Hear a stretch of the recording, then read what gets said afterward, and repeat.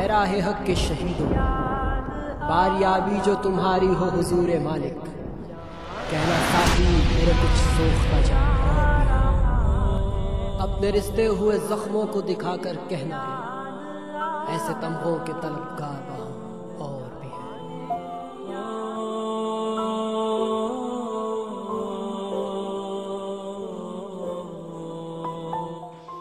अस्सलाम वालेकुम दोस्तों, हज़रत टीपू सुल्तान की इस डॉक्यूमेंट्री के पार्ट 14 में आप सबको खुशामदीद।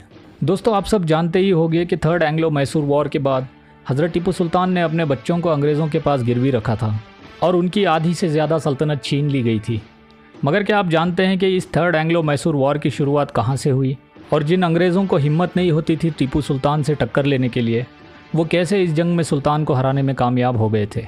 दोस्तों, ये थर्ड एंग्लो मैसूर वॉर का वाक़या काफ़ी बड़ा है, जिसको एक वीडियो में अगर मैंने बता दिया तो आप उन छोटे छोटे इंसिडेंट्स को समझ नहीं पाएंगे जिसकी वजह से ये वॉर हुआ था। इसलिए मैंने डिसाइड किया है कि मैं इस थर्ड एंग्लो मैसूर वॉर के वाक़ये को 6 या 7 एपिसोड्स में एक्सप्लेन करूँगा। अगर आपने हमारे चैनल को अब तक सब्सक्राइब नहीं किया है तो प्लीज़ हमारे इस चैनल को सब्सक्राइब कर लीजिए और साथ ही बेल आइकन को भी प्रेस करना ना भूलें ताकि आपको आने वाली वीडियोज़ की नोटिफिकेशंस मिलती रहें। चलिए थर्ड एंग्लो मैसूर वॉर के एपिसोड 1 को शुरू करते हैं। दोस्तों, थर्ड एंग्लो मैसूर वॉर को पूरे डिटेल में मुहिब्बुल हसन ने अपनी किताब हिस्ट्री ऑफ टीपू सुल्तान में परफेक्ट डिटेल्स में पूरा लिखा है, जिसको पढ़ने पे आप समझोगे कि इसकी शुरुआत ट्रैवनकोर, एक ज़माने में ट्रैवनकोर एक छोटी सी रियासत हुआ करता था, मगर राजा मार्तंड वर्मा के 29 साल की हुकूमत में 1729 से 1758 तक एक पावरफुल किंगडम बन चुका था। और जब राजा राम वर्मा ट्रैवनकोर के राजा बने 1758 में, तो उन्होंने भी अपनी हुकूमत को चारों तरफ बढ़ाना शुरू कर दिया। एक तरफ पूरे हिंदुस्तान में डच का पावर कम हो गया था और दूसरी तरफ ट्रैवनकोर की हुकूमत ने अपने आसपास की छोटी छोटी रियासतों पे कब्ज़ा कर लिया था और वो पूरे मालाबार को अपनी सल्तनत में मिलाना चाहते थे।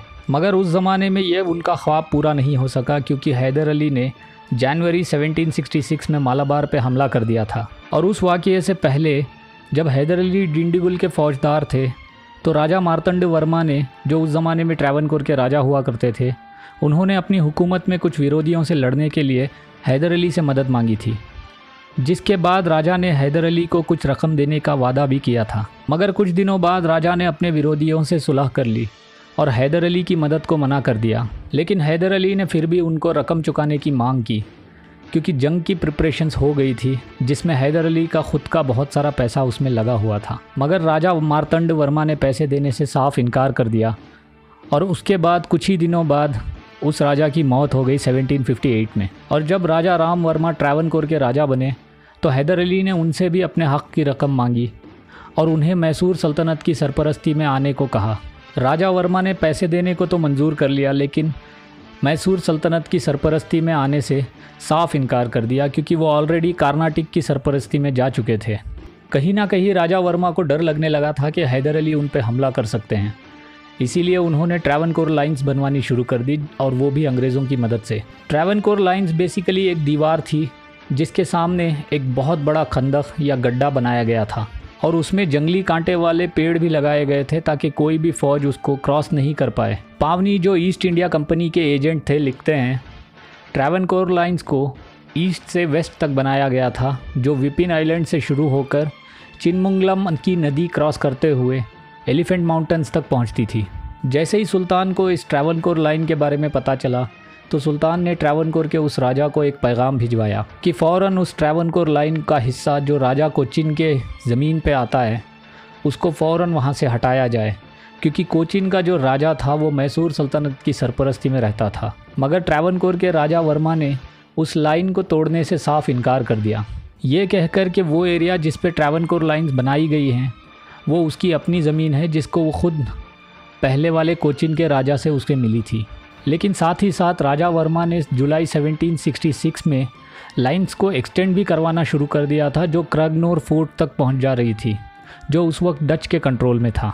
यहाँ समझने वाली बात यह है कि कोचीन और ट्रैवनकोर का वो इलाका जहाँ से ये विवाद शुरू हुआ वो डच के कंट्रोल में था, जिसमें क्रगनोर फोर्ट और आईकोटा का आइलैंड भी आते हैं। ट्रैवनकोर के राजा के इस काम को खुद अंग्रेज़ भी सही नहीं समझते थे और अंग्रेज़ कैप्टन बैनरमैन, जो कमांडर थे ब्रिटिश डिटैचमेंट के, और वो ट्रैवनकोर आर्मी में ही पोस्टेड थे, वो लिखते हैं कि ट्रैवनकोर राजा ने अपनी डिफेंस लाइन कोचीन की टेरिटरी में एक्सटेंड कर दी थी, जो सुल्तान की सरपरस्ती में आता है।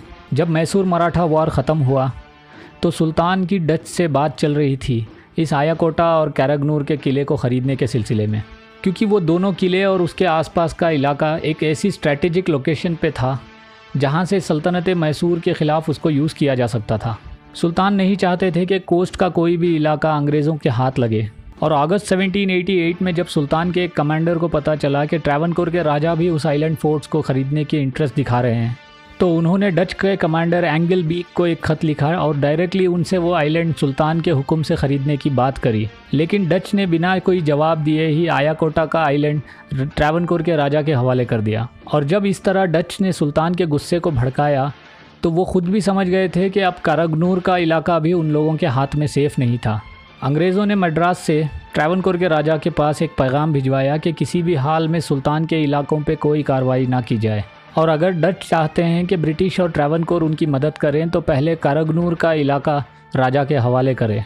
दोस्तों, यहाँ पे मैं आपसे कहना चाहूँगा कि ज़रा सोचिए ये अंग्रेज़ कितनी दूर की प्लानिंग कर चुके थे। और जुलाई 31, 1789 को ट्रैवनकोर के राजा ने वो किले और आइलैंड डच से ऑलरेडी ख़रीद लिए थे। जब इस परचेज़ की पक्की खबर लॉर्ड कॉर्नवालिस को मिली तो उन्होंने अपने जनरल हॉलैंड को कहा कि फ़ौरन वो किले और आइलैंड डच को वापस कर दिए जाएं, क्योंकि इस तरह सुल्तान के गज़ब को ललकारना सही नहीं होता। सुल्तान डच ईस्ट इंडिया कंपनी के इस बर्ताव से बेहद नाराज़ हुए, क्योंकि डच के साथ हमेशा सुल्तान ने अच्छा सलूक किया था।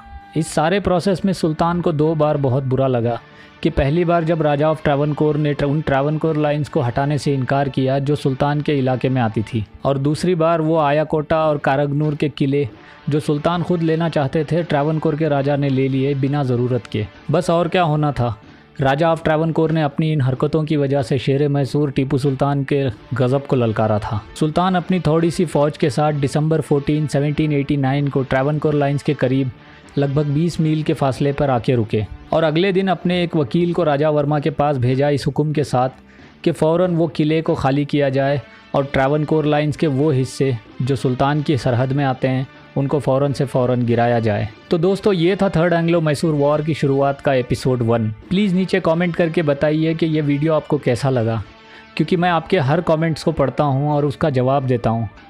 और अगर आपने अब तक इस चैनल को आपने सब्सक्राइब नहीं किया है तो प्लीज़ सब्सक्राइब कर लें। मैं मिलूँगा आपसे अगली वीडियो में, तब तक आप अपना बहुत सारा ख्याल रखिए। अल्लाह हाफिज़।